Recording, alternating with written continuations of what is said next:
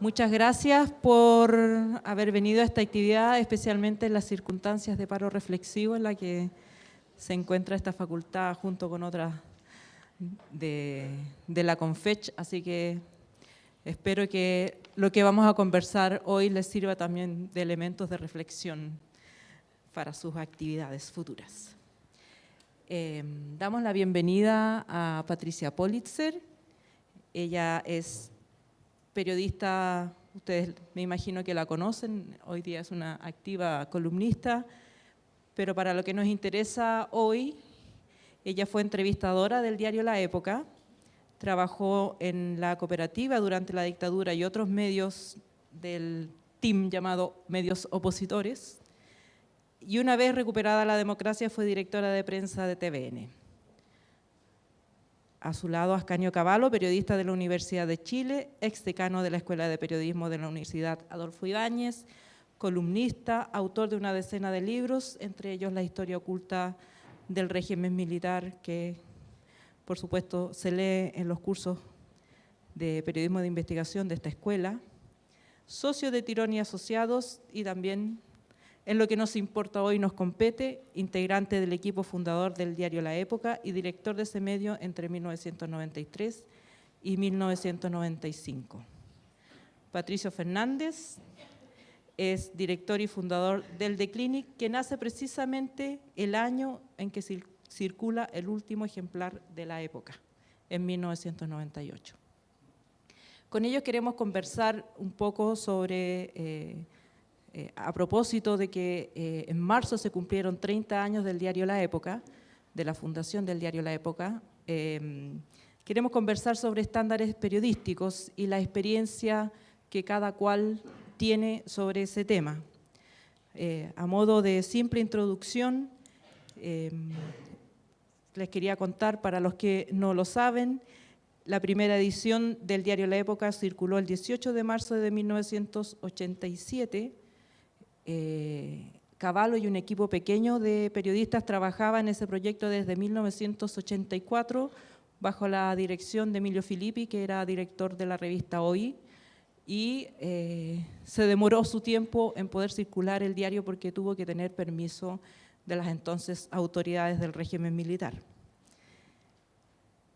A pesar de estar, como les contaba, en este team de medios opositores, el diario se impuso desde su comienzo atender a los más altos y clásicos estándares periodísticos, válidos tanto para El País de España como para el Washington Post, el New York Times, los diarios que nos gustan a los periodistas, o que nos gustaban por lo menos en ese tiempo. Entre ellos, según señalaba el manual de estilo del diario La Época, eran las instrucciones que recibían los periodistas al llegar al diario. Se suponía que debían respetar, por ejemplo, algunos de los siguientes principios. Al redactar una noticia, el propósito que se persigue es informar a un público lector heterogéneo. Los materiales con que trabajan los periodistas son los hechos. El periodista transmite noticias y debe abstenerse de expresar sus opiniones personales sobre los hechos que informa. Estos hechos deben ser siempre comprobables. La verificación de los datos se exigirá continuamente entre los redactores. La norma ideal es la verificación por 3 fuentes. Está prohibido usar expresiones como se supo, se dijo. En suma, independencia, imparcialidad, pluralismo, objetividad en el marco de la defensa de la democracia. ¿Están vigentes estos estándares hoy? ¿Existían en realidad en esa época? Esa es un poco la temática que queremos conversar. Cada uno de nuestros expositores va a hacer una breve presentación y después continuaremos con preguntas mías y de ustedes. Gracias. Gracias, Alejandra. Primero, darle las gracias a la universidad y a Alejandra por esta invitación, que de alguna manera nos obliga, creo, sobre todo a Ascanio y a mí, Pato tiene mirada más de futuro quizás, pero Ascanio y a mí nos obliga a desempolvar recuerdos, a hacer un poco viaje a la nostalgia, lo cual siempre es muy bueno. Si bien Alejandra nos invita con la excusa de los 30 años del nacimiento de La Época y dado que está Ascanio, Y como yo soy la más grande de este grupo, como dicen las argentinas, que diríamos la más vieja, pero bueno, suena mucho mejor la más grande, voy a referirme un poquito a, no solo a la época, eso se lo dejamos a Ascanio, sino a otro medio que fue previo, en el cual tuve el privilegio. La verdad es que he tenido en mi carrera profesional el privilegio de estar en los equipos fundadores de medios que son especialmente importantes, yo creo, para el desarrollo del país en las últimas décadas, como son el Diario de Cooperativa, la revista Hoy, La Época, y después me tocó dirigir, como decía Alejandra, en los primeros años después de la dictadura, el Departamento de Prensa de Televisión Nacional.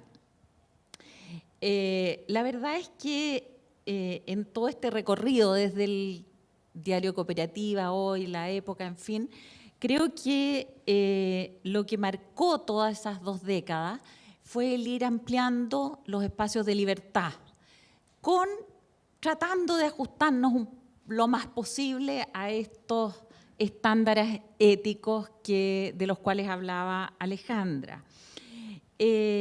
Nuestro compromiso era abrir estos espacios de libertad para, obviamente, reconquistar la democracia que se había perdido con el golpe.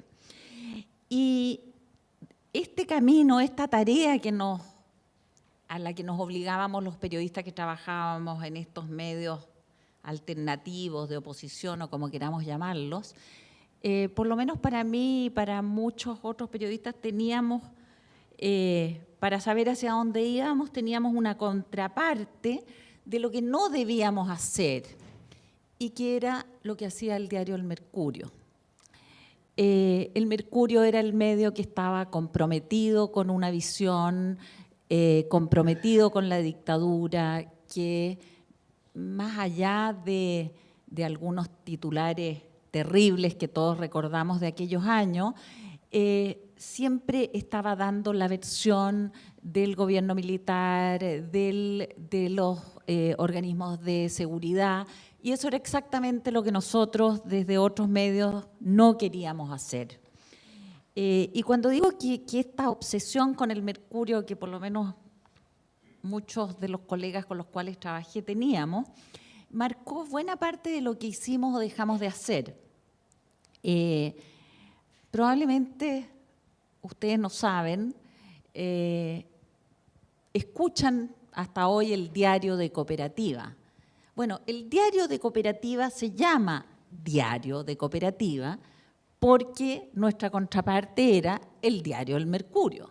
Y en las primeras ediciones, los primeros años del Diario Cooperativa, que partió en 1976, años que eran muy difíciles políticamente, los locutores hablaban, vamos ahora a las páginas de economía, vamos ahora a las páginas de política, porque nuestra contraparte era, como les decía, el Mercurio. Y la verdad es que cuando partimos ya había terminado la época de la censura previa, que creo que era una época muy cómoda. Había un censor en cada medio que decía qué se hace y qué no se hace. Cuando partió el Diario Cooperativa, estábamos ya en otra etapa, que era la etapa de la autocensura. Y eso era claramente mucho más complejo, porque no había ninguna regla clara. Y por lo tanto, nuestro desafío permanente era medir la temperatura ambiente y decir hoy día podemos avanzar hasta acá y mañana otro poquitito más allá. Y así hasta que llamaba a alguien del Ministerio del Interior y nos amenazaba con cerrar la radio. Y ese era nuestro límite, es decir, lo que no podíamos permitir era quedarnos sin el medio. Y por lo tanto, después de estos llamados en que se nos amenazaba, volvíamos atrás y empezábamos de a poquito a ampliar los espacios de lo que podíamos o no podíamos decir. Pero lo que podíamos o no podíamos decir quizás ingenuamente, pensando ahora hacia atrás, creíamos que una de nuestras, en que nos afirmábamos, lo que nos salvaba, entre comillas, de consecuencias mayores respecto a lo que estábamos publicando, era justamente afirmarnos en estos estándares éticos. Es decir, por ningún motivo íbamos a publicar un rumor. Cada una de las cosas que publicábamos nos afirmábamos en que llegábamos a comprobar los hechos de la mejor manera posible, con 1, 2, 3 fuentes, con documentos, tratando de ser indesmentibles, tratando de, no me gusta la palabra objetiva, porque creo que el periodismo lo hacemos los seres humanos y los seres humanos no somos objetivos, somos completamente subjetivos. Por lo tanto, creo que prefiero hablar de ecuanimidad, de intentar mirar los hechos desde los más diversos ángulos. Y, como decía, ingenuamente creíamos que eso nos daba la fuerza para defendernos contra los que no les gustaban las noticias que publicábamos en esos años. Creo que el trabajo en equipo de aquellos años era también tremendamente importante. Eran años de grandes riesgos para todos los ciudadanos y, por cierto, también para los periodistas. Muchos periodistas perdieron la vida en esos años. Por lo tanto, el trabajar juntos, el apoyarnos, el ayudarnos a buscar estas comprobaciones de los hechos era, yo creo, tremendamente importante para nosotros. Y bueno, cuando digo que el diario de Cooperativa se llamaba Diario Pensando en el Mercurio, también era parte de nuestros sueños, de nuestras fantasías, de que algún día el diario de Cooperativa se iba a convertir en un diario de papel, cuando creíamos en esos años que todavía el papel era fundamental, por cierto, ¿no? Y bueno, nunca el diario Cooperativa llegó a convertirse en un diario de papel, pero sí llegó el diario La Época. Y ahí eso ya era, creo, otra etapa.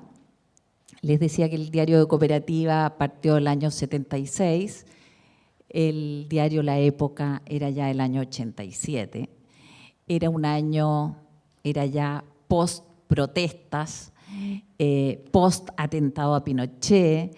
De alguna manera yo siento que era ya un año en que veíamos un poco más la luz al final del túnel.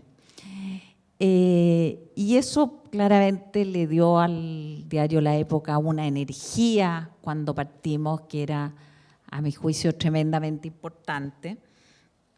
Y yo tuve el privilegio de hacer las entrevistas dominicales del diario La Época en su primera etapa. Y el diario La Época ya no solo miraba al Mercurio, que iba a destronar sin duda alguna, supongo que Ascanio lo sentía igual que yo, sino que además mirábamos al diario El País como el gran diario de la transición española y el diario que se había convertido, íbamos a jugar un rol importante en la época, como lo había jugado El País en España, y íbamos a contribuir a la construcción de la democracia fuertemente. Como dije antes, Ascanio tiene más galones y más experiencia y más conocimiento sobre todo lo que fue la época, así que se lo dejo a él.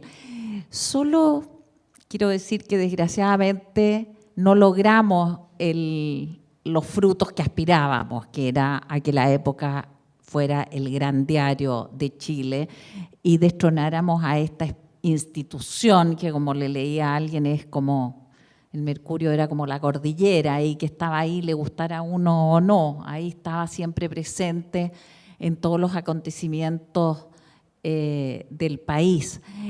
Y por cierto, creo que hay muchísimas razones de por qué no pasó con el diario La Época lo que pasó con El País en España y por qué el Mercurio siguió siendo varias décadas después el gran diario.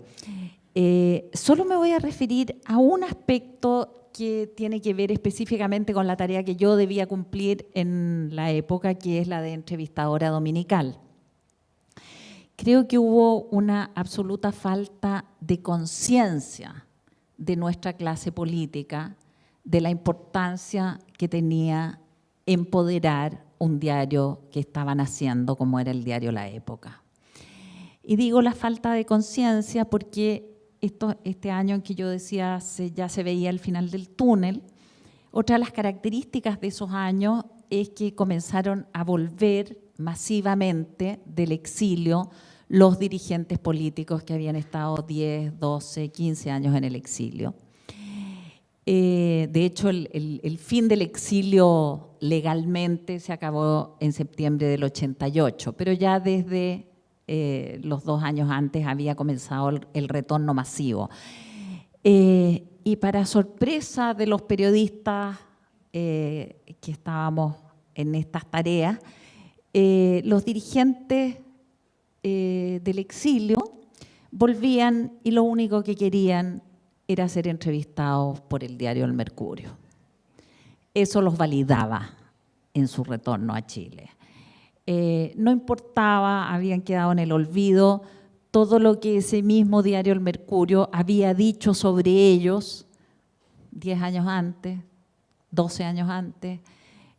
No solo lo que había dicho El Mercurio en términos políticos, sino también en términos personales. Muchos de ellos fueron acusados de ladrones, de que habían arrancado al exilio con bolsas de dólares, en fin.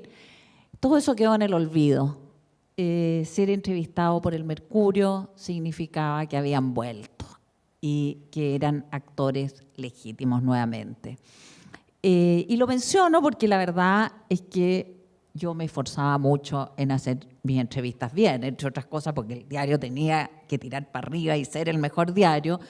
Y yo reconozco, por cierto, toda la calidad periodística de Raquel Correa, que era mi contraparte en las entrevistas del Mercurio. Pero creo que por más que me esforzara, si el gran notición del momento, que era la llegada de tal o cual dirigente esa semana a Chile, el día domingo daba sus primeras entrevistas, que era lo que yo más lograba, en paralelo a La Época y al Mercurio. La verdad es que eso no era fortalecer y empoderar este nuevo diario como correspondía. Y aquí quiero hacer un pequeño homenaje, digamos, a las 2 únicas personas que se negaron a ir en los 2 diarios al mismo tiempo y que optaron por el diario La Época. Una de ellas, que no fue entrevistada por mí porque correspondía a otra sección del diario, fue la escritora Isabel Allende, que dio la entrevista al suplemento literario de La Época y no al Mercurio. Y la otra persona que sí me tocó entrevistar a mí fue la tencha, la señora Hortensia Bussi, viuda del presidente Allende. Fueron las únicas 2 personas que dijeron no vamos al Mercurio primero, no vamos al Mercurio en paralelo, sino que optamos por el diario La Época. Y creo que eso fue realmente muy importante en ese momento, para mí por lo menos y para el diario. Y por último, para no alargarme más, desgraciadamente yo seguí en el diario hasta que llegó la democracia el año 90 y ahí dejé el diario para irme a la televisión. Fueron años en que, quiero hablar de Televisión Nacional, solo una cosa muy cortita que tiene que ver precisamente con los estándares éticos de los que hablaba Alejandra. En marzo del 90, cuando llegó la democracia, los estudios que se hicieron en relación a Televisión Nacional no solo demostraban que Televisión Nacional era un canal que estaba económicamente quebrado, sino que además su credibilidad era nula. Pero lo más grave, y porque era bastante evidente que su credibilidad estaba en el suelo después de haber sido manejado durante 17 años por el gobierno militar. Pero lo más grave era que las encuestas decían que era imposible para un medio de comunicación como con lo que había pasado en este canal, era imposible revertir esa situación y recuperar la credibilidad. Y eso era terrible, porque obviamente había que reconstruir el canal, pero todos los estudios decían que su credibilidad era tan baja que no era posible revertirlo. Y ahí el trabajo, una vez más, fue afirmarnos lo más posible en estos estándares éticos de los que hablábamos, la importancia de que las noticias fueran indesmentibles, la importancia de ser ecuánime, la importancia de ir a lo más, acercarnos lo más posible a la verdad de aquello que estábamos reporteando. Y creo que uno de los grandes orgullos de quienes tuvimos el privilegio de trabajar en esos años fue que efectivamente la credibilidad del canal sí se recuperó y el canal estuvo, como probablemente ustedes saben, una vez que recuperó su gestión tanto económica como profesional, en los más altos niveles de credibilidad, de rating, etcétera, durante muchísimos años. Y creo que en todos esos años jugó un papel muy relevante esto de los estándares éticos y además cuál era nuestra línea editorial.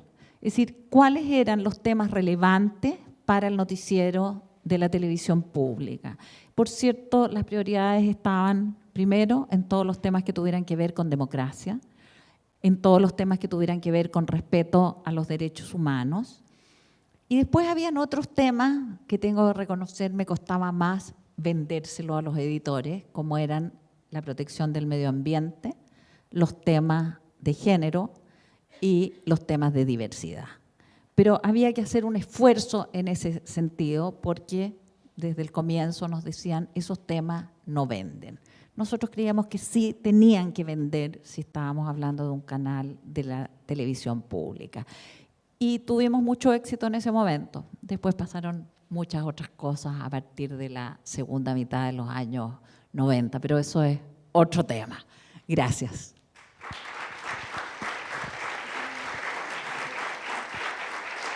Ascanio, tienes un micrófono, parece en tu asiento. Gracias. Muchas gracias, Alejandra, por la invitación. Gracias, Carlos, por acogerme en esta casa. Gracias a todos por asistir a esto que no habría pensado que podía suscitar ni siquiera el más mínimo interés, pero ya veo que algo tiene, ¿no? Bueno, la descripción que ha hecho la Pati del contexto de la época, que es excelente, en realidad me ahorra una buena parte de lo que yo tendría que decir y me permite concentrarme un poquito más en la creación misma del diario. El proyecto de la época en realidad nace el año 84, es decir, antes del atentado a Pinochet, antes del fin de las protestas, ¿no? Estamos hablando de un contexto bastante diferente de aquel en el que finalmente logró publicarse. Pocos recuerdan hoy que la Constitución del 80 tenía en ese entonces un artículo transitorio que establecía que para sacar medios impresos había que pedir permiso al gobierno, ¿no? El permiso lo tenía que dar el Ministerio del Interior. Y esta era una cuestión crucial porque un diario, bueno, en general un medio de comunicación, ¿verdad?, no existe la clandestinidad, eso es como un contrasentido. Un diario no puede ser clandestino, salvo que circule para un grupo de militantes solamente. Un diario, por definición, es público, funciona en un ambiente público. En consecuencia, el permiso era una cuestión crucial. No nos dieron el permiso el año 84, lo perdió el Ministerio del Interior como 2 veces, lo mandábamos de nuevo y lo volví a perder. Y en el año 86, entonces, un grupo de abogados independientes se ofreció para interponer un recurso judicial que obligara al gobierno a decir que sí, en cualquier circunstancia, al permiso, aun cuando le permitiera poner restricciones. Restricciones que podían sonar absurdas, pero que en ese tiempo no lo eran. Por ejemplo, que circulara solo en Santiago, o que circulara en las noches. No sé, cualquier cosa absurda, ¿no?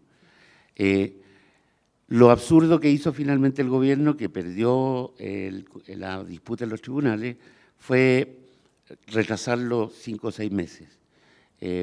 La sentencia de la Corte Suprema debe haber salido alrededor de junio o julio del 86 y el gobierno finalmente emitió la autorización para marzo del 87.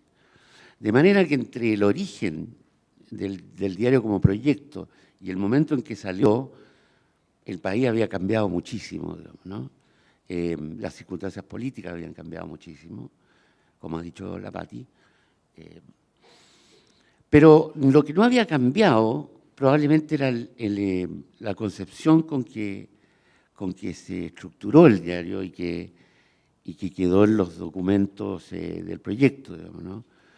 Este proyecto fue una idea de Emilio Filippi, que era el director de la revista Hoy. Yo era el editor político de la revista Hoy y él decidió encargarme que hiciera el proyecto periodístico. Un equipo paralelo estaba trabajando en el proyecto económico. Y tenía muchas restricciones para trabajar, tenía que ser en secreto, no lo podía hacer con gente de la revista, en fin. La solución fue que invité a 2 amigos míos, 2 compañeros de curso, Manuel Salazar y Óscar Sepúlveda, que me ayudaron a desarrollar el proyecto. Y quizá lo que voy a decir sea un poco un contrasentido, pero lo que me dijo la Pati antes me ayuda a que se entienda mejor. Nosotros no teníamos tanto un propósito político, o por lo menos no únicamente político. No pensábamos en que íbamos a hacer un diario contra la dictadura, ni pensábamos que era un diario para votar a Pinochet. Por supuesto que está en la naturaleza de un diario luchar por la democracia, luchar por los espacios democráticos, ir ampliándolos, como bien describió la Pati recién. Pero no teníamos el proyecto de ser un diario de oposición, por así decirlo. Lo que teníamos era un proyecto un poquito más insidioso, diría yo, un poco más de más largo plazo también, y que era hacer un periodismo de tan alta calidad, ¿verdad?, que por sí mismo, que por el hecho de ser periodismo de alta calidad, produjera cambios sociales profundos, ¿no? Es bien sofisticado, y probablemente bien idealista, pero no es algo que yo haya abandonado, por lo menos como propósito. Eso suponía, por supuesto, tener no solo una batería de profesionales de excelencia, que yo creo que eso fue lo que realmente conseguimos, sino además tener una cierta espalda financiera, ¿no?, que eso fue lo que nunca conseguimos. Para que se hagan una idea, hace unos días recordaba que el proyecto económico, el estudio económico que se hizo para fundar el diario, estableció que con ahorros y con todas las recortes que se pudieran hacer, se necesitaban $6 millones. $6 millones de 1986 deben ser como $25 millones de hoy día, más o menos. Lo que juntaron los socios fundadores fue $1,5 millones, o sea, exactamente un cuarto de lo que el proyecto económico había establecido, ¿no? Eso significó, como bien saben los que alguna vez han tenido cuenta en los medios, como la Pati y el Pato, ¿verdad?, que 6 meses después debíamos exactamente $4,5 millones, los que nos habían faltado, ¿no? De manera que, en realidad, si uno tiene que buscar culpas y razones, digamos, del fracaso de la época en el largo plazo, que de todas maneras a mí me parece relativo, porque igual es un diario que duró 11 años con bastantes dificultades, pero duró 11 años, mucho más de lo que han durado proyectos que tenían aparentemente mayor respaldo financiero, como el Metropolitano o alguno de esos, digamos, ¿no? Digamos, si hay que buscar las razones, como digo, de esta falla, ¿verdad? Esa fundación débil que lo acompañó por el resto de su existencia, porque todo lo que vino después fue más de lo mismo, ¿no? Socios que disputaban entre sí, socios que no estaban dispuestos a poner más dinero, socios que no tenían voluntad de financiarlo de la manera adecuada, en fin, salvo un muy breve periodo, que fue el que afortunadamente me tocó a mí como director, no dispusimos en general de financiamiento suficiente. Vuelvo sobre el tema de la idea original del diario, digamos, ¿no? Nosotros pensábamos efectivamente que nuestro adversario, como bien recuerda la Patricia, era el Mercurio, digamos, ¿no? Pero el horizonte estaba mucho más allá, digamos. El Mercurio para nosotros era relativamente fácil de derrotar en ese momento, ¿no? Porque era un diario malo, derechamente malo. Ya, se estaba muy deteriorado en calidad periodística. No sé si su personal era totalmente malo, pero claramente había perdido el impulso que había tenido en los años anteriores. Algunos de sus altos funcionarios se habían ido al gobierno. Había habido una disputa por la dirección que marcó muy fuertemente el diario el momento en que Arturo Fontaine, padre, renuncia forzadamente a la dirección del Mercurio y la toma Agustín Edwards, viviendo en Estados Unidos, o sea, una cosa rarísima, digamos, ¿no? Ese periodo fue muy nefasto para el Mercurio, al punto de que el año 87 estaba técnicamente quebrado.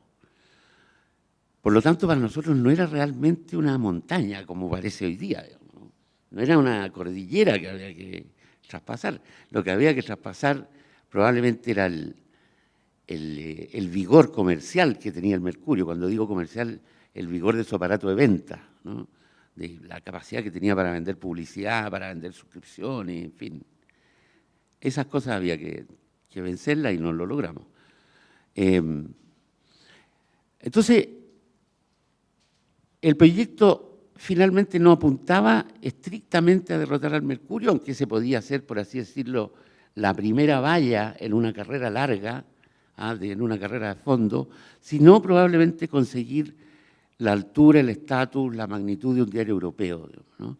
Y esto suponía no solo mejorar la calidad, sino también reparar, por así decirlo, el hoyo que había dejado el periodismo nacional bajo dictadura, por lo menos en el periodo más duro de represión, que fue entre el 73 y probablemente el 78, 79, digamos, ¿no? Que fue cuando ya comenzaron a aparecer medios disidentes o francamente opositores. Ese es el sentido, por ejemplo, también puede sonar absurdo, pero ese es el sentido, y no el de denuncia, como se puede ver ahora, o de una naturaleza semejante. Ese fue el sentido de la serie La historia oculta del régimen militar, ¿no?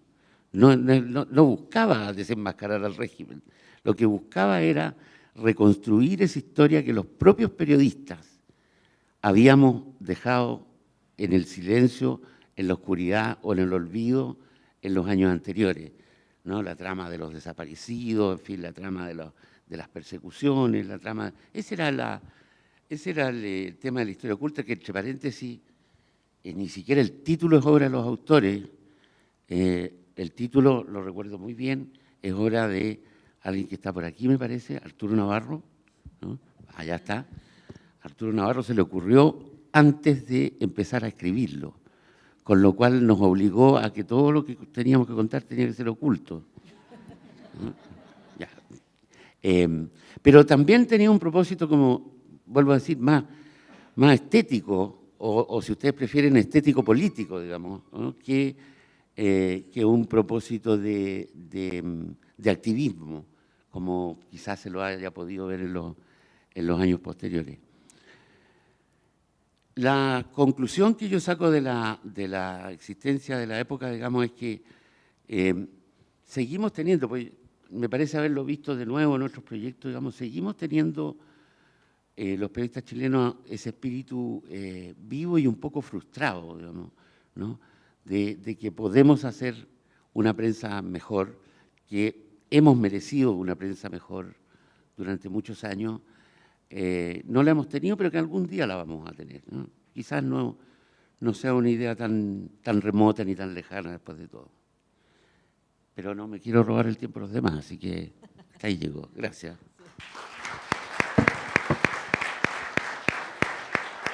Patricio. Hola. Bueno, yo aquí voy a ser un poco de espectador, porque los protagonistas de la época y de esa época son ustedes, digamos. Efectivamente, a lo que sí me llamó la atención ahora a propósito de la muerte de Agustín Edwards es que el verdadero fundador de la época es su bisabuelo, ¿no? A mediados del siglo XIX fue Agustín Edwards quien fundó la época, lo que viene a ser un juego no poco entretenido a propósito de esta conversación. Pero cuando nace el Clinic, efectivamente el último año de la época, ninguno de los que estábamos ahí nos interesaba el periodismo. Nuestro objetivo no tenía nada que ver con hacer buen periodismo.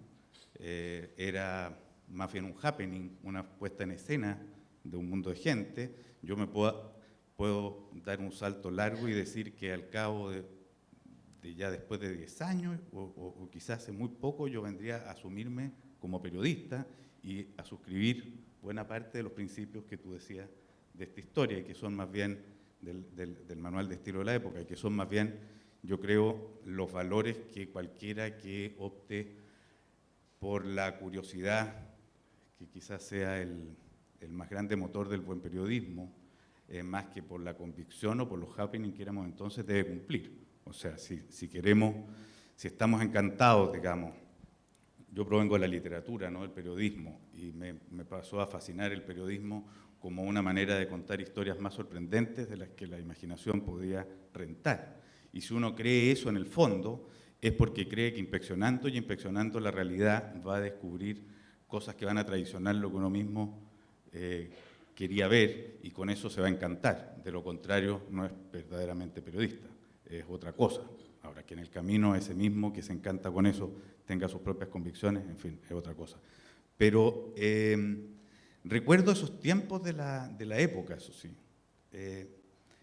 Y recuerdo en primer lugar que durante todos los años 90 un tema absolutamente nuclear de la transición era el poder del mercurio, era la concentración de la prensa en manos de la derecha, era la sensación de impotencia 20.000 veces repetida y quejada en cuanto foro se abría de conversación, casi como una desgracia y como una cosa de la que no tuvieran responsabilidad ni los periodistas ni los diarios que entonces existían, lo que siempre a mí me generó una cierta incomodidad, porque no hay ninguna manera en realidad más concreta de abonar la reacción, por así decirlo, o el conservadurismo, que decretar algo así como un fracaso anticipado, y que aceptar que si es que a uno le va bien, eso es la traición de las verdaderas luchas, que es otro veneno incombustible de cierto mundo de izquierda o progresista, etc. Lo que nosotros queríamos hacer ahí cuando llegó el Clinic, y lo voy a contar un poco porque puede servir para seguir hurgueteando en este tiempo, en esto de la época, no era nada parecido a hacer un diario de periodistas, no era nada parecido a hacer un buen producto profesional de compañeros de oficio, era poner en escena, yo creo, una generación, una manera de ser, y un mundo que no estábamos viendo en absolutamente ninguna parte, ni siquiera en la época. La época quizá, arriesgo ser injusto con lo que voy a decir, pero para agitar la conversación, estaba más interesada en el mercurio que en nosotros, estaba más interesada en convertirse en una especie de lugar respetable, que de lugar identificable. Estaba quizás más preocupado de que eso que hacía, a mí siempre eso, creo que el paralelo interesante a revisar en esta historia era el Fortín Mapocho. La oposición chilena elegía y quería la época, porque eso era mucho más elegante, eso era mucho más digno, eso era mucho más plausible, destacable, era el país, era europeo, eso valdría verdaderamente la pena. El Fortín era medio una picantería, media como de tercer orden, digamos, como una cuestión, bueno, huachaca, media pencoide. Capaz que ahí está el camino, capaz que ahí está, haber puesto en ese lugar las grandes investigaciones, en ese lugar el gran periodismo, quizás hubieran dado por esos lados. Pero resulta que eso, desde ese tiempo hasta ahora, como se supone que estamos viendo el legado de la época y no solo revisando su historia, lo que ha cambiado es algo que va mucho más allá de Chile. Hubo quizás la revolución tecnológica más grande en la historia de la humanidad, entre medio, como si fuera poco, en esta conversación.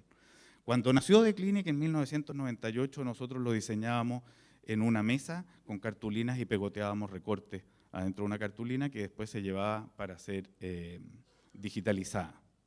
Después de que armábamos todo eso digitalizado, yo agarraba ese disquete y me iba a la imprenta de La Nación en Pudahuel, en auto, donde uno estaba revisando preprensa hasta las 2 de la mañana, que se iba esto a la imprenta y salía en la madrugada el diario. Esto que estoy hablando parece como una conversación del Pleistoceno, una cosa completamente inimaginable. Bueno, eso es lo que lleva a ver, o sea, cuáles son las lecciones de la época, si es que pensamos en el periodismo hoy día. Yo creo que hay que pensarlo en función de, no sé si, sin querer bajarle el moño a la época, digamos, no sé si son las lecciones de la época. No sé si más bien se llama los requisitos del gran periodismo o los requisitos del buen periodismo. Porque ¿qué lecciones habría que sacar de la época? Ni siquiera nos serviría el ver cuál fue su plan de negocio. Porque hoy día sería más o menos demencial pretender el empeño de la época entonces. En cambio, ¿qué sí se podría entender de ahí? Que cualquiera sea el soporte tecnológico en el que se difunda una investigación, una entrevista, etcétera, tiene algunos requisitos básicos para asumir un lugar de respeto. ¿Cuál es ese requisito básico? Poner y pretender, que es lo que supongo que está en la vocación de cualquiera que descubre el periodismo, poner por sobre las propias convicciones eso que acontezca o que se descubra en la realidad. Poner por sobre las ideologías y creencias personales que en todo derecho no me puedo imaginar que algún ser humano no tenga, salvo que sea muy bruto, digamos. No primen por sobre el otro, así como me imagino que un doctor verdaderamente abocado a su profesión y encantado con la cirugía, no pregunta la ideología del cuerpo que tiene enfrente cuando está en peligro de muerte. Y supongo que el doctor puede ser muy comunista y el herido venir de una batalla y a su alma de doctor le primará sacar de ese estado de muerte al cuerpo más que dejarlo morir. Y si lo deja morir, cosa que puede preguntarse también un periodista en un momento determinado, tendrá que ser muy importante la razón política que lo mueve por sobre la otra.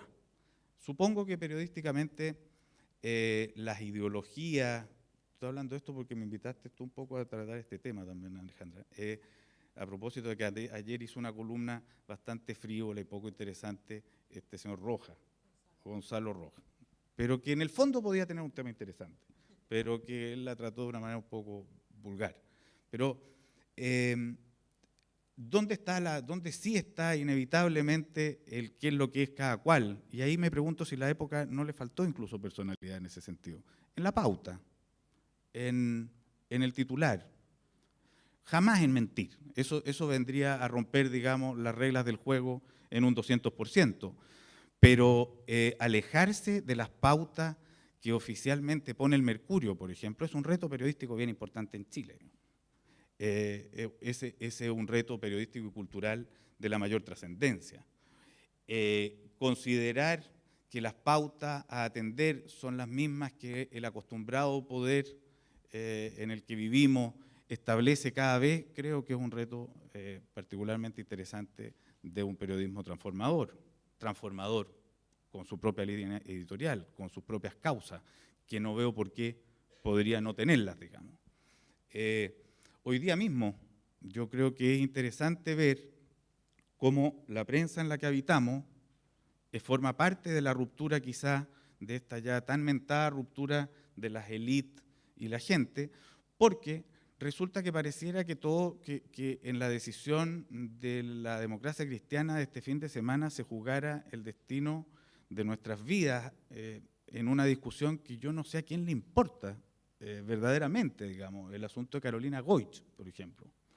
Y no obstante eso, deben ser montones las páginas de los diarios que al día de hoy, diarios cada vez menos leídos, están tratando eso. ¿Dónde está el problema ahora de este futuro periodístico? Está en que en Internet o en las cosas que andan deambulando no se habla lo mismo que en los diarios, ciertamente no. Está en que la cantidad de faltas de rigores a la hora de echar a andar intereses políticos, etcétera, es enorme. O sea, el se dijo, el escuché, el supuse, el etiqueté, etcétera, están en la matriz de esto, pero de esta cosa que se ha llamado posverdad, además. Pero al mismo tiempo hay otra cosa en curso, y es que dejó de ser un tema pesadillesco la concentración de los medios. O sea, aquí tenemos de dulce y de agraz. ¿Está mejor o peor en Chile la situación periodística hoy día que el año 90 y algo? Yo creo que mejor. Yo creo que directamente mejor. Creo que hay más verdad rondando que en esa época, no menos. Creo que hay más versiones de acontecimientos a los que se puede recurrir. Ahora, entre medio de esto, la cantidad de engaños es increíble. Ahora, la otra cosa que creo que, para decir esto nomás y empezar a conversar, es que con la muerte de Agustín Edwards, creo que también hay que caer en la cuenta que estamos terminando. Con la muerte de Agustín Edwards, que era la obsesión de Lagos, y habría que decir de alguna manera entonces también con la muerte de Lagos, que todavía está en cuerpo, pero su alma planea en otros territorios, hay una época que está bien cerrada, o que comienza por lo menos a clausurarse, ya en sus últimos, y creo que tendría que agregar la muerte de Fidel Castro, para que se complete bien el mapa del final en el que estamos en estos pocos meses. Se está terminando los últimos ya, y creo que habría que agregar también el fin de la FARC.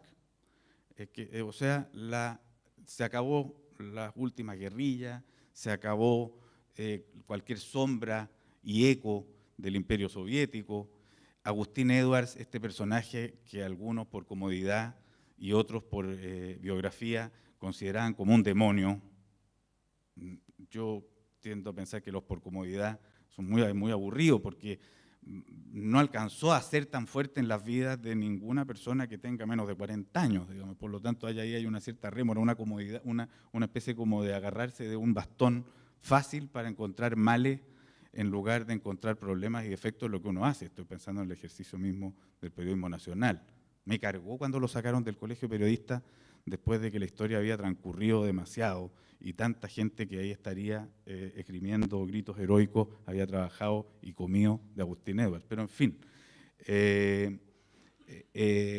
todos tenemos que buscar nuestras razones para enarbolarnos como mejores de lo que somos, parece. Pero termina un cuento largo, termina un cuento en el que la época formó parte, termina un cuento en el que el Mercurio fue ultrapoderoso. Yo no sé si hoy día el Mercurio es ultrapoderoso. Sigue reuniendo al Club de los Ricos, sigue reuniendo a un grupo social, ya no concita ni crea la opinión pública, no tengo esa impresión para nada. Yo soy periodista a estas alturas del partido, ando opinando tonteras en distintos lados y leo muy poco el Mercurio, muy rara vez. No lo compro ya ni los fines de semana. Leo los artículos que me llegan por otras redes y que parecen ser en sí mismos importantes para entender lo que pasa, pero no es un punto de referencia. El mundo que sigue atrapado en la lectura de eso parece ser un mundo que se ha farreado la posibilidad de abrirse a la lectura de diarios del resto del planeta. Hay un grupo, efectivamente, un grupo social que conversa entre sí, para el cual todo el universo se llama Mercurio, la cultura se llama Mercurio, la política se llama el Mercurio, la realidad internacional se llama el Mercurio, pero yo creo que a ellos sencillamente no alcanzaron a aprender el uso de las nuevas herramientas tecnológicas. No veo a estas alturas que tenga más que eso. ¿Qué quedó de la época? Dejo la pregunta con los puntos suspensivos para que sigamos conversando mejor.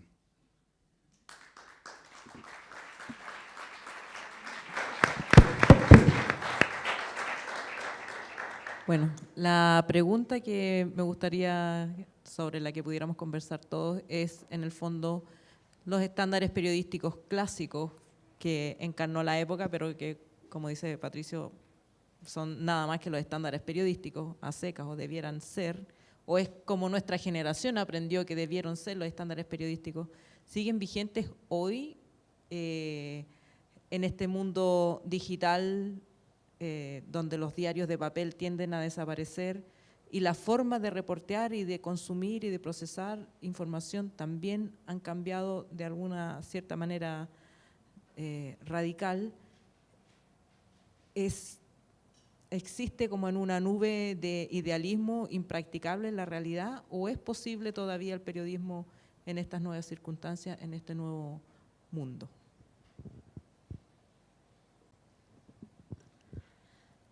A ver, yo creo que sí.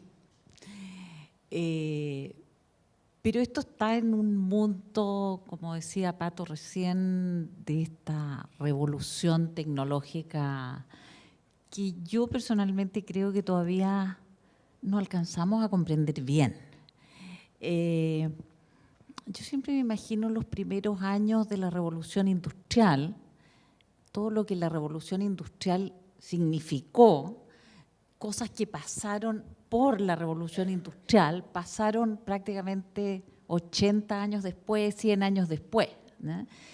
Y pienso, la gente que vivió los primeros años de la revolución industrial no tenía cómo imaginar lo que venía después. Y yo creo que a nosotros nos pasa un poco eso también, con una diferencia de la velocidad de los cambios que es inimaginable. Yo creo que nuestro cuerpo, nuestra cabeza, nuestro todo biológico no alcanza como a asumir la velocidad con la que estamos, ¿no? Y en medio de esta revolución, creo que cuando pienso en los medios de comunicación, por un lado me parece que los estándares que han existido históricamente, como los que corresponden a la ética periodística, siguen siendo los mismos. El punto es dónde los ejercemos. ¿Qué es hoy el público al cual estamos llegando y qué es hoy el medio de comunicación? Me parece mucho más difuso.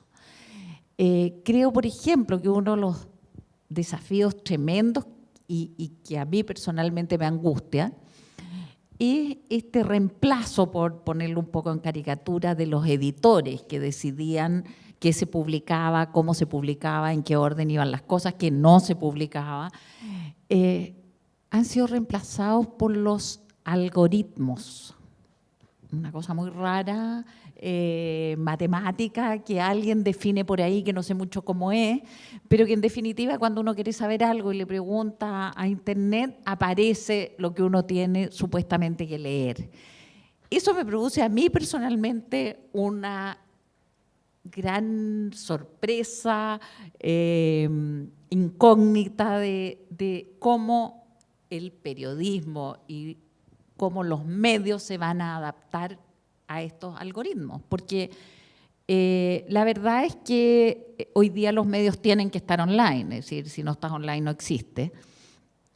Pero en general la gente no va a leer el medio, sino que busca el contenido que quiere leer y le salta este contenido desde distintos medios. Muchas veces hoy día uno se encuentra diciendo, leí esto, pero no tengo idea dónde. Y puede haber sido en el Clinic, como puede haber sido en el Mercurio o en el New York Times, ¿no?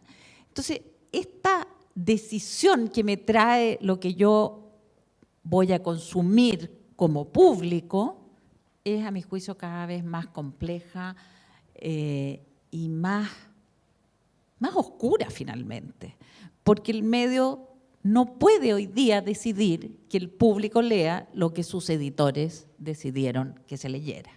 Creo que eso es un tema que a mí personalmente me inquieta y no sé hacia dónde va, no tengo la respuesta. Y el otro punto que me preocupa es creo que uno de los valores a los cuales nos hemos apegado, los que creemos en estos estándares periodísticos, es el tema del pluralismo, es decir, de conocer ideas diversas, no solo las mías. Y creo que estos nuevos editores, que son los algoritmos, cuando uno busca información, suele traerte la información que tú quieres confirmar. Y cada vez más creo que estamos leyendo y escuchando lo que nos conviene a lo que ya pensábamos antes y empezamos a dejar de conocer, dejar de estar expuestos cada vez más a otros pensamientos, a otras miradas. Y eso a mí me parece preocupante. Eso. Bueno. Sí, para responder así, directamente, yo también creo que no hay un cambio sustancial como en los principios profesionales, ¿no? Hay un cambio dramático en las herramientas y muy dramático en las formas de acceso también, pero no veo yo que haya una transformación sustancial como de los principios, ¿verdad?, sobre los cuales trabajamos los periodistas. Otra cosa ocurre con los medios. A mí el problema de los medios me parece un poquito más difícil de resolver hoy día, porque ¿qué son los medios? Esencialmente los medios son plazas públicas, lugares donde la sociedad o porciones de la sociedad se reúnen a conversar de aquellos temas, digamos, en los cuales no todos son especialistas. Los medios son lo contrario de los lugares especializados, ¿verdad? Ponen en común las cosas y por lo tanto, digamos, tienen una preocupación, o tendrían que tenerla, deberían tenerla, estoy hablando en términos más normativos que reales, tendrían que tener una preocupación no solo por el pluralismo político, que es el más, al final del día es el más fácil, es el más corto, es el más accesible. También hay una cuestión de pluralismo cultural, por así decirlo, ¿no?, que tiene que ver con dónde se están produciendo cosas que interesan al conjunto de la sociedad y que hoy día se están quedando probablemente o en los sitios especializados, en los clubes de amigos, digamos, clubes que pueden ser profesionales o pueden ser técnicos, en fin. Pienso en ¿verdad?, en los grandes diarios del mundo que todavía existen, están casi todos jibarizados, pero todavía existen, ¿verdad?, que tienen grandes proporciones de sus espacios dedicados a este tipo de cosas, al arte, a la cultura, al pensamiento, a la filosofía, en fin, que desarrollan suplementos, en fin, que ponen la plaza a disposición de voces muy distintas, que no son voces distintas solo políticamente, sino que también culturalmente. Esa plaza es la que yo siento hoy día en peligro, amenazada, digamos. En esa plaza hay unos arquitectos, ¿verdad?, que son los que diseñan las vías de circulación, la forma de transitar. Esa siento yo que es lo que hacemos los periodistas. Somos el equivalente de eso.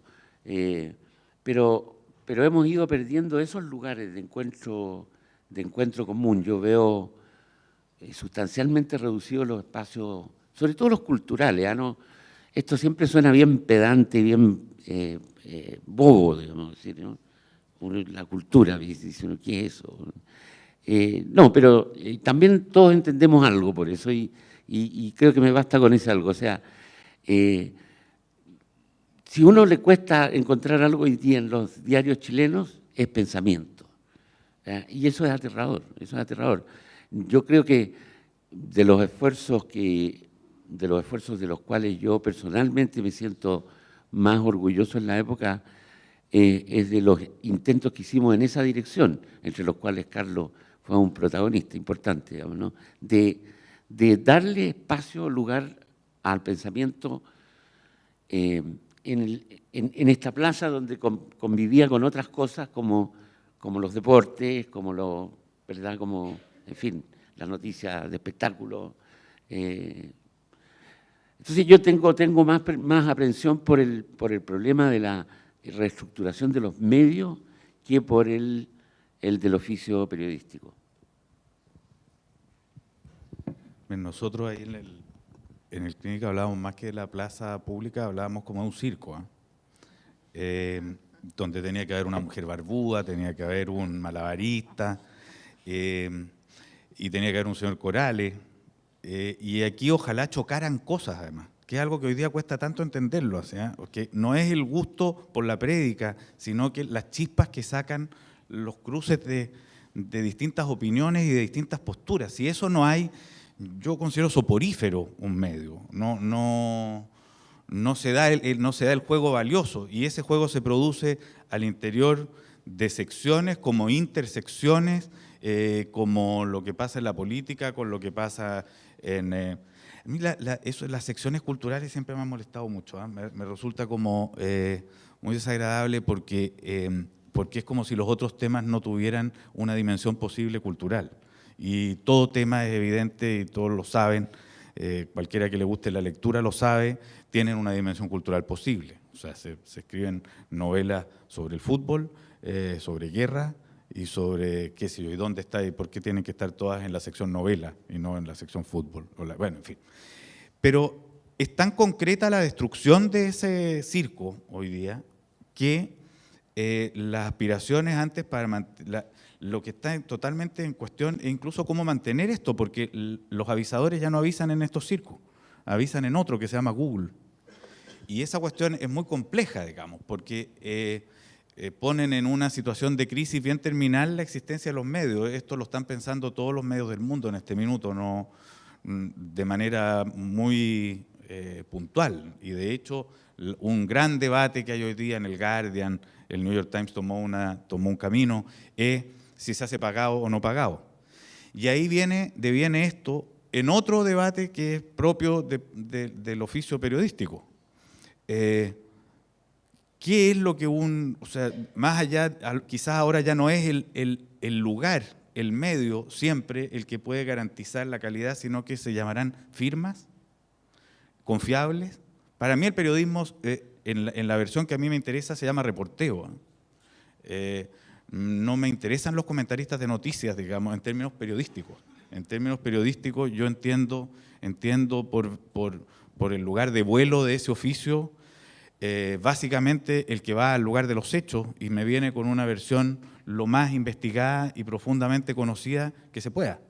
El periodista no es un lector de diarios, por lo menos en la versión que a mí me interesa. Yo entiendo que da para todo, digamos, pero el periodista es alguien que va a donde las cosas acontecen y trae y se reúne con la mayor cantidad de gente para tener el panorama lo más completo posible de lo que ahí sucede, y si se trata de guerra, trata de entrar en la trinchera y en la carpa del general para después volver a decirme qué está consistiendo esa guerra. Eso es lo que entiendo principalmente por el oficio periodístico. ¿Dónde queda ahora resumido eso? Yo creo que por un lado en la firma y por otro lado en el esfuerzo de estos medios. Cuando el Guardian, por ejemplo, dice si es que cobra o no cobra, lo que está decidiendo es si achica o no su grupo de seguidores, solo que lo que él oferta le pone una garantía de veracidad o una garantía de trabajo o una garantía de reporteo. Porque si tú quieres tener la mayor cantidad posible de visitas hoy día en Internet, tienes que apelar a dos cosas. Uno son las listas, las 10 mujeres más potonas, los 10 millonarios más grandes del mundo, eso tiene mucha visita, ya lo consiguió BuzzFeed. Y ahora en el último tiempo entiendo que lo que está llevando visitas por sobre todas las cosas son las recetas de cocina a alta velocidad en unos pequeños videos. Esto recurrió el New York Times a esto también en un tiempo y empezaron a dejar de hacerlo porque les parecía que desperfilaba la marca, digamos. Esos son los líos en los que estamos más o menos envueltos. ¿Tiene algo que ver eso con que cambien los estándares periodísticos? Yo creo que no. Creo que no tiene nada que ver. Tendrá que ver nomás con, preocupémonos de qué manera se están informando, primero de contradecir a la opinión mayoritaria, que yo creo que esa es una tarea periodística bien importante. O sea, empezar a ver con sospecha lo que todos dicen. De mirar con cierta sospecha a distancia y poco compromiso las modas del instante. De dejar de formar parte del coro vociferante, así sea de los heroicos como de los poderosos de siempre.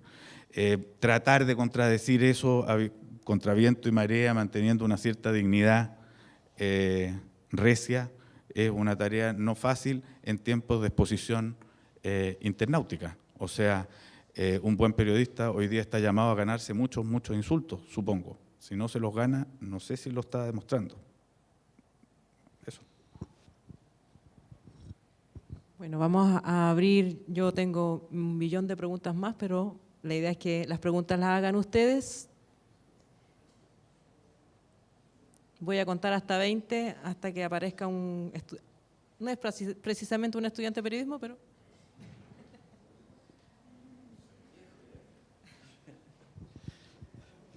Hola, yo soy reportero gráfico, bastante viejo. Conozco a los que han pasado por la época, al joven Patricio, no mucho, y a Arturo Navarro, parece que se fue. Yo viví la época de los 60, 70, donde había libertad de expresión, había prensa. A mí no me vengan con el cuento porque yo lo viví, en el cual había prensa de derecha, de izquierda, de centro. Después me tocó el golpe y después, los primeros días en que aparecieron las noticias, estaba relacionado de que había censura, porque me acuerdo que compré, no me agradaba mucho, pero te quería leer algo, el Mercurio y la Tercera venían censurados, páginas en blanco. Decía, por ejemplo, en el campo San Joaquín, blanco, blanco, ocurrieron hechos que, blanco, blanco, y esa era la noticia. O sea, ya había partido un cambio con bastante censura. Y yo alabo a los que están acá porque a usted le faltó decir de que había temor.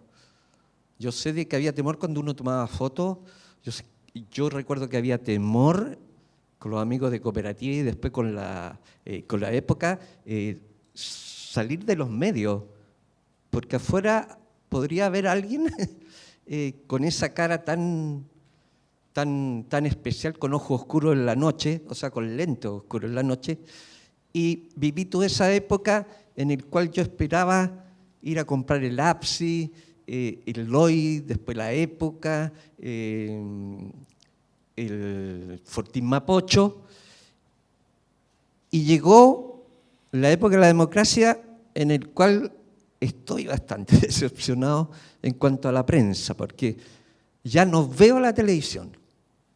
Porque estar viendo televisión en el cual parece que estuviera pauteado el periodista, parece de que es más importante hablar del Califón, dónde venden más barato la radio, no sé dónde crece mejor el pasto. Eso no es noticia. Ni el deporte debería estar ahí en las noticias, porque el deporte debería estar aparte. Y tengo, en este caso, la primera edición del libro de Alejandra Mato. La primera edición. El libro negro de la justicia chilena. Este yo lo compré en plena democracia, en 1999, a escondida. Porque este libro iba a ser censurado y Alejandra se tuvo que ir a un exilio, entre comillas, porque si no iba a estar detenida. Entonces, por eso yo digo ahora que los diarios, la televisión prácticamente está pauteada, porque veo a dónde va y no hay contrapregunta del periodista. O alguien llama a una conferencia, hay un candidato a presidente que llama siempre a conferencia y después dice gracias, gracias, gracias, gracias, y no hay contrapregunta. Entonces, a mí me gustaría saber, este panel ilustre que está acá, que les diga a los jóvenes cuál es el futuro que tienen.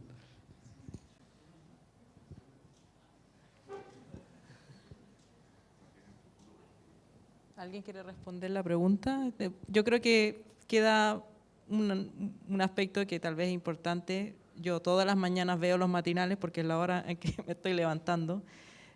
Y para el público, para la audiencia, eso es periodismo. Aparecen periodistas con micrófono, digamos, tiene toda la formalidad del periodismo.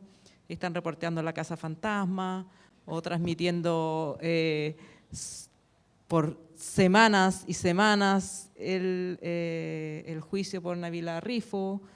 Hoy día estaban generando una especie de campaña del terror de un juego en internet que lleva a los niños a suicidarse, la ballena azul, y así, digamos. Hasta Agustín Edwards debe estar sacudiéndose en su tumba porque pasó sin pena ni gloria con todas las entrevistas a futurólogos que pudieran anunciarnos si venía o no venía el gran super mega terremoto.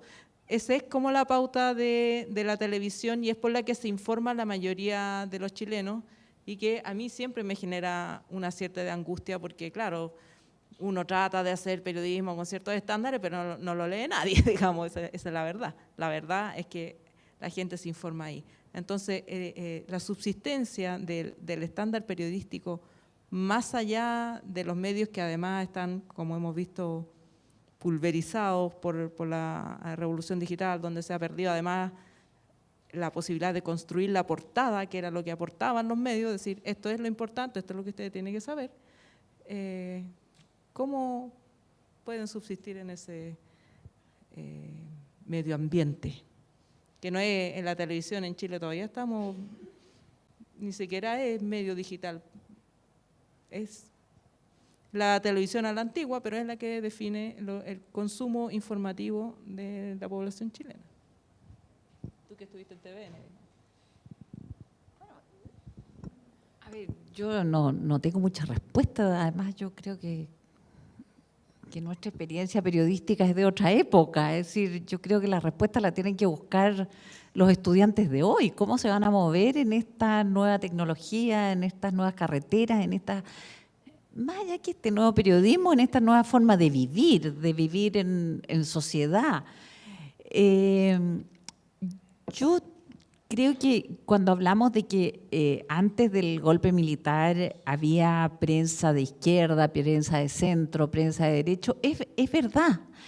Y aquí quizás hay algo que sea relevante para entender lo que planteaba Ascanio de hacer un periodismo de otro estándar en Chile, que tiene que ver con reunir en un medio la mayor cantidad de visiones posibles, de puntos de vista posibles, y no estoy hablando solo de política, sino que en las distintas áreas. Porque la verdad es que lo que teníamos antes del golpe militar era medios como El Siglo, que pertenecía al Partido Comunista, el Mercurio, que todos sabíamos a quién representaba, al empresariado, a la derecha, a los sectores más conservadores. Existía el diario Tribuna, que era del Partido Demócrata Cristiano, existía La Última Hora, que era del Partido Socialista. Y lo que hacía la gente era muchas veces comprar 2 o 3 diarios para hacerse una idea general. Creo que de alguna manera este nuevo estándar que intentó el diario La Época tenía que ver con que no fuera necesario comprar 2, 3 o 4 medios para tener una visión de lo que estuviera pasando. No sé si interpreto más o menos Ascanio las ideas originarias. Pero creo que hoy día es muy difícil. Yo escuchaba al Pato y yo coincido 100% que la esencia del periodismo está en el reporteo y nada más que eso. Y de hecho, una de mis peleas cuando cuando dirigí el Departamento de Prensa de Televisión Nacional, era que los grandes reporteros ganaran tanto o más que los rostros. Es decir, con un rostro no se hace periodismo en la calle, en el que va a reportear. Y uno de los dramas de muchos canales de televisión en ese momento y de otros medios, creo que esto no es solo de la televisión, es que un excelente reportero, que es del corazón del diario, de la radio, del medio que sea, para ganar más, para tener un sueldo mejor, para tener más estatus, tenía que pasar a ser editor o rostro. Y la verdad es que hay muchos grandes reporteros, y así uno lo puede ver en los grandes medios en el mundo, que son pésimos editores y no se les ocurriría pasar de ser el gran reportero a ser un editor.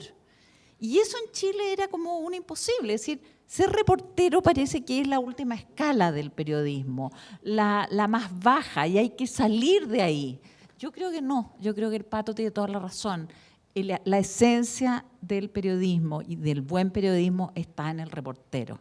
Ahora, el drama de hoy ya no es subirle el sueldo y el estatus para que no se vaya a ser editor, sino que mientras te escuchaba yo me preguntaba, ¿dónde publica?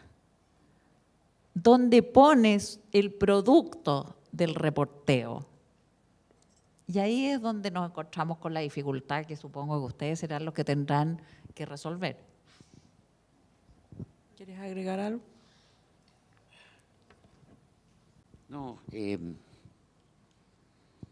No, yo creo que ya es bastante tonto y aventurado, digamos, y valiente meterse a estudiar periodismo, como para que después a uno lo critiquen por donde trabaja más encima, digamos, y porque si están los matinales o están, no. Yo personalmente me gustaría mantenerme alejado de esa calificación. Y coincido también con la definición de lo esencial del periodismo como reporteo, ¿ah? Pero dicho eso, lo que me produce dolor de guata, no sé si de guata o de muela o de las dos cosas, es cuando uno ve a los periodistas digamos, expuestos, ¿verdad? No siempre ocurre eso, la mayor parte del reporteo se hace sin exposición. Cuando uno los ve expuestos y haciendo manifiestamente de imbéciles.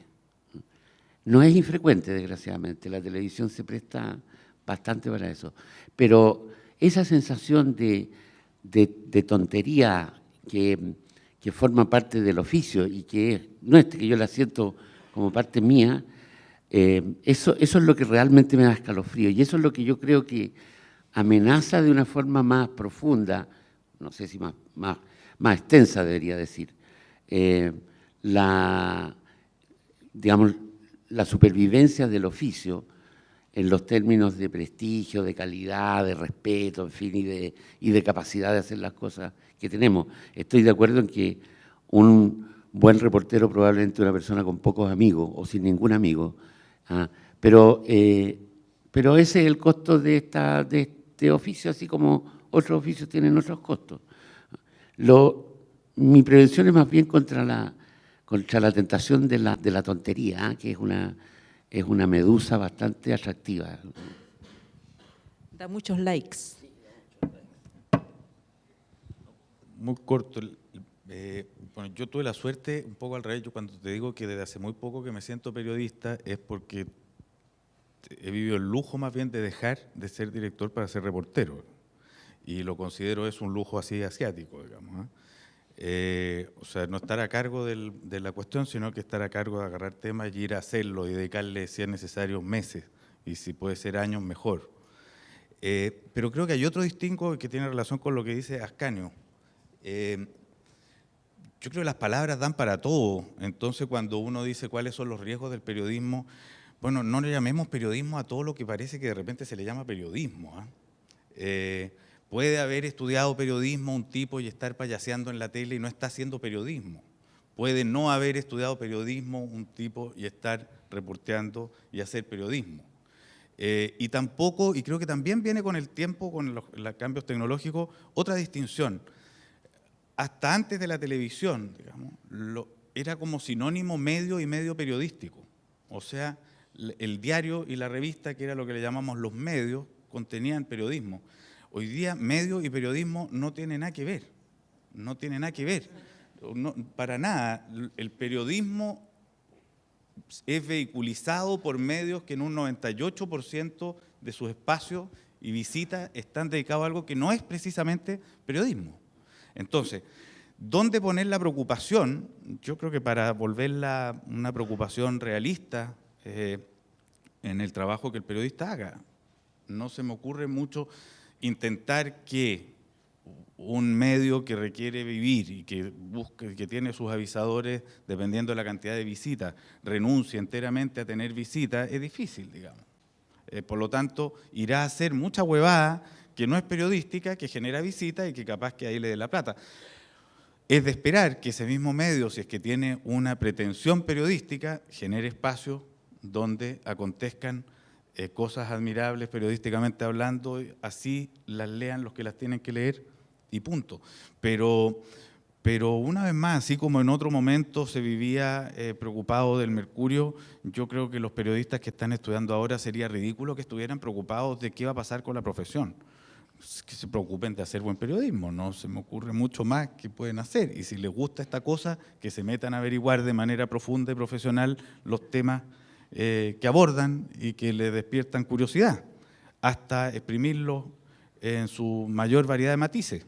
No se me ocurre mucho más que se puede hacer. La mayor parte, la inmensa mayoría de ellos no van a tener ningún destino en este afán, pero habrán unos cuantos que sí, y que serán igual o menos felices que los otros. No sé, pero eso es lo único que yo creo que se puede decir. Gracias. ¿Estaba pedida una palabra ahí? Soy Samuel Silva, el primer editor económico de la época, con mucho orgullo. Y quería hacer como una reflexión más bien, que tiene que ver con lo que han estado conversando y que tiene que ver con lo que está pasando en Estados Unidos, la posverdad, los hechos alternativos, qué sé yo. Estaba leyendo el otro día que hay una empresa periodística, entre comillas, que escribe la noticia y su contraria al mismo tiempo. O sea, por ejemplo, da la Bachelet un discurso, excelente discurso de la Bachelet, y en el otro, pésimo discurso de la Bachelet, y salen las dos notas por internet al mismo tiempo. Ahora, esto es divertido, pero no lo es tanto. O sea, está pasando que la gente se queda con las versiones de las cosas que le reafirman sus prejuicios y no con lo que está pasando de verdad. Entonces, la misión del periodista es contar lo que está pasando de verdad, digamos, súper sencillo. Pero ¿cómo lidiamos con ese problema, digamos? Esa es la pregunta. Escuchamos al otro muchacho y respondemos.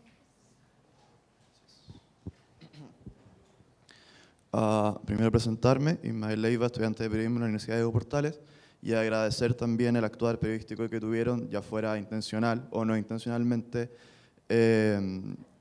como antagonista al régimen militar.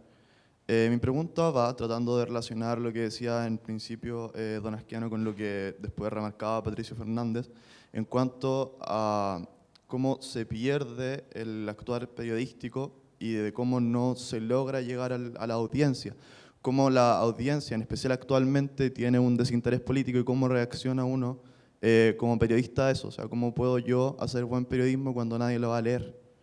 ¿Cómo puedo competir en el fondo con la payasada que tanto asquea a don Asquiano, si es lo que afecta en el fondo a la sociedad, si es lo que en realidad afecta al chileno promedio, que es más o menos lo que decía don Asquiano al principio, cuando trataba de idealizar en el fondo el buen periodismo como un generador de cambios sociales. Ahí va enfocada mi pregunta.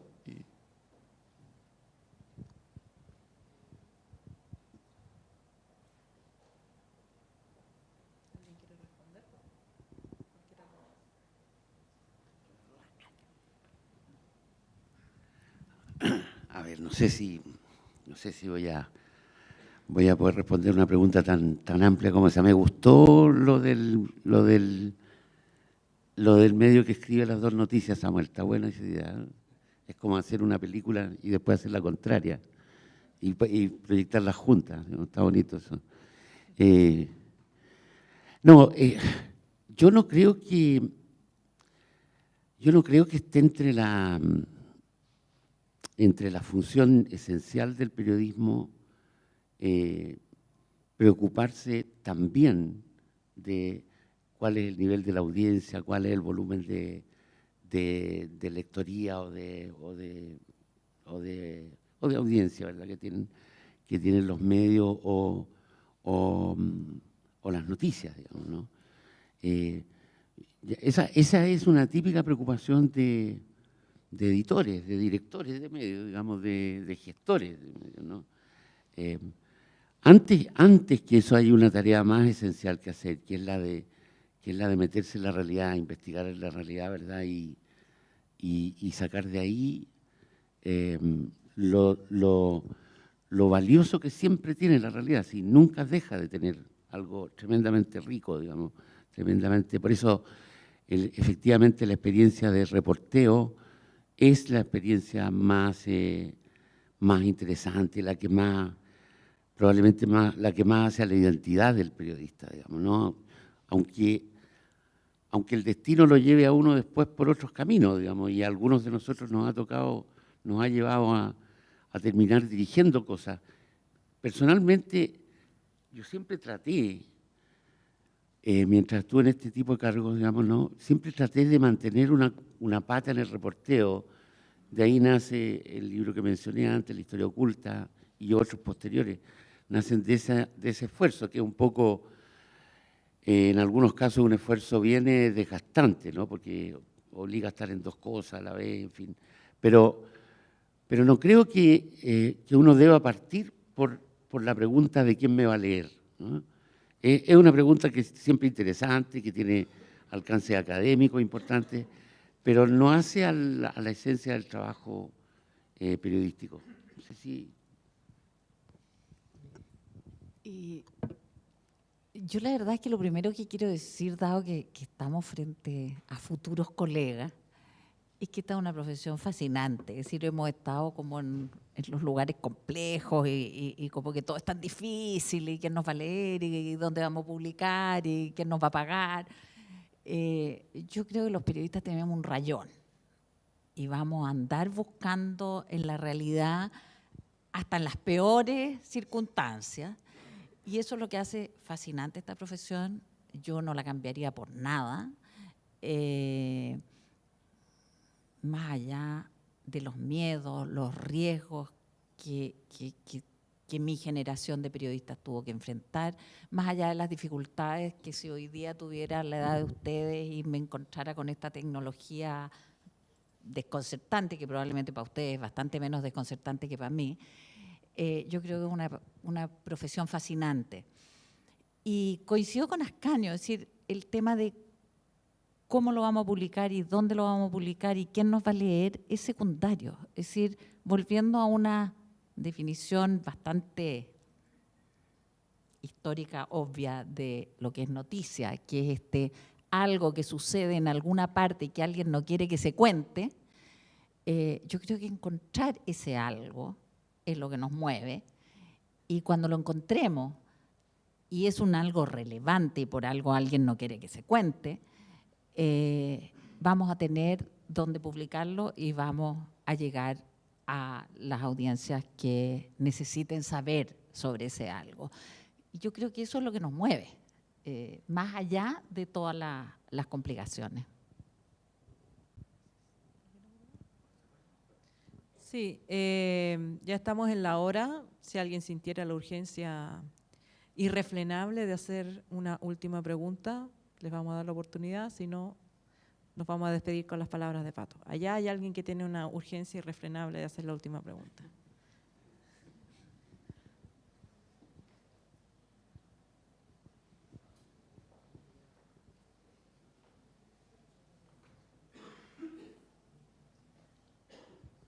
Hola, muy buenas tardes. Soy Matías González, estudiante de primer año de periodismo. Antes de decir la pregunta, felicitaciones a cada uno de ustedes por fundar y hacer este diario y por velar por la independencia del periodismo y la libertad de expresión en tiempos muy difíciles. Patricio Fernández hace poco dijo que no era necesario reflexionar sobre el futuro del periodismo, sino que ir derechamente al reporteo. En ese sentido, sí, comparto el punto, pero con una conclusión diferente. Es necesario y el periodista debe forjarse mediante el aprender haciendo.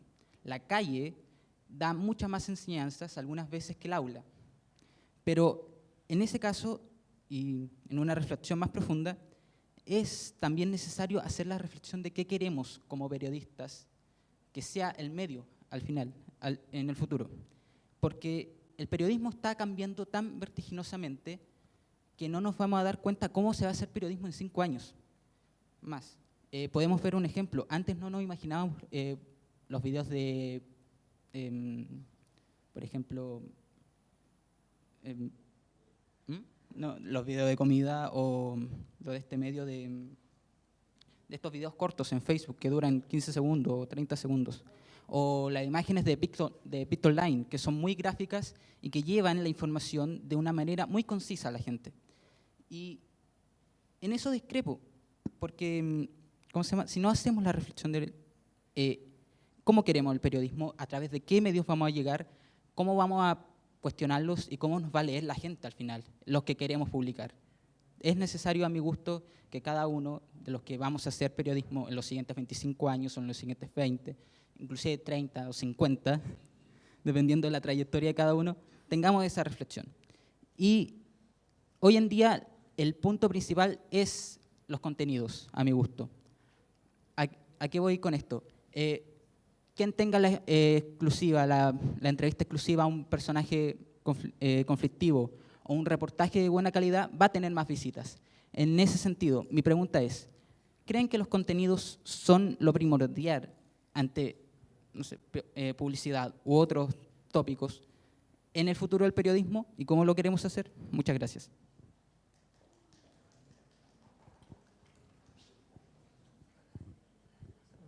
Ya, yo voy a tratar de contestar algo lo más concreto posible. Yo no me negaría a reflexionar respecto de nada, nunca, jamás. O sea, por lo tanto, negarse a reflexionar del futuro del periodismo, no, ni de eso, ni de la inmortalidad del cangrejo, ni de nada, negarse a reflexionar. De hecho, ahora estamos en un paro reflexivo, de manera que no nos vamos a negar a reflexionar de nada. Mira, pero hay algo, tu pregunta daba luz de algo que yo creo que es bien importante. Parte de los cambios tecnológicos, lo que permiten, el periodismo, ¿qué es lo que es el periodismo? Digamos que nos encanta el periodismo, García Márquez decía que era el más, no me acuerdo cómo era lo que decía, pero lo suscribo porque el que lo ejerce lo sabe, o el más fascinante de los oficios. Yo vengo de los libros y creo que lo que genera el conocer los hechos de primera fuente es una maravilla inigualable, digamos. O sea, creo que genera una sensación incluso personal muy grata, que consiste en ir a averiguar lo que pasa y saber o pretender saber lo que pasa.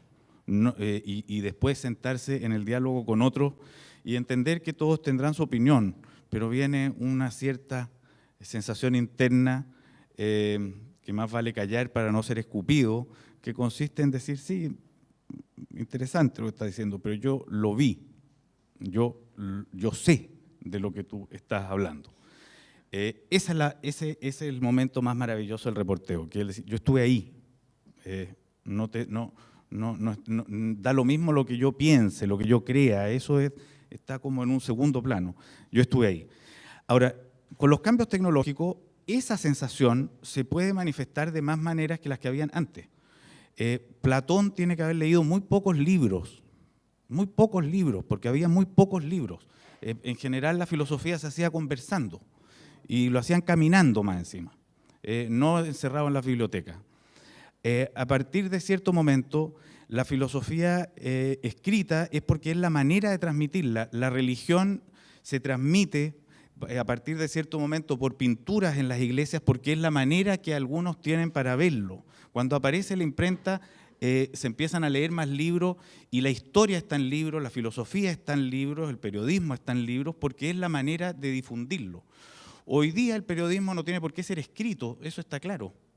Ni siquiera tiene que ser solo como un documental, porque ya la cantidad de herramientas son muy altas, digamos. O sea, no es solo una pieza muy bien escrita la de buen periodismo. Puede haber una pieza audiovisual de fantástico periodismo. Herby sabrá que en un momento partía haciendo monitos, porque no hay otra cosa, pero si hoy día empezaras de nuevo tendrías la posibilidad de hacer que los monitos se muevan, tío. Y seguramente harías que los monitos se muevan. Hoy día la escritura irá quedando cada vez más destinada y relegada a esos que nos gusta la literatura, así se llame periodismo literario, historia literaria, filosofía literaria. Pero podría estar ese pensamiento filosófico en una puesta en escena con un tipo ante una cámara, sí. ¿Podría estar esa investigación periodística en un montón de cosas? Sí. Ahora, ¿qué significa eso? Que el periodismo es ese gift de 30 segundos, no creo que quepa mucha información en esa cápsula de 30 segundos, digamos. Por lo tanto, mi preocupación no es la cápsula, sino cómo usaste la herramienta para desarrollarlo.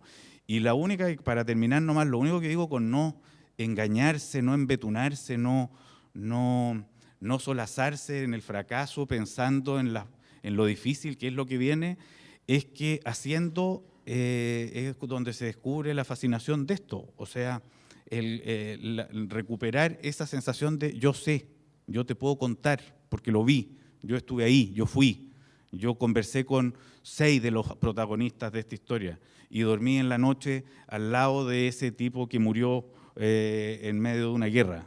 Y estuve con los políticos que tomaron la decisión y miré por un cerrojo qué es lo que hablaron mientras conspiraban los cabecillas de un partido o de una facción, de lo que sea. Esa, bueno, ahí entramos en una rareza. Algunos serán más estrictos y otros menos. Bueno, muchas gracias a todos por venir.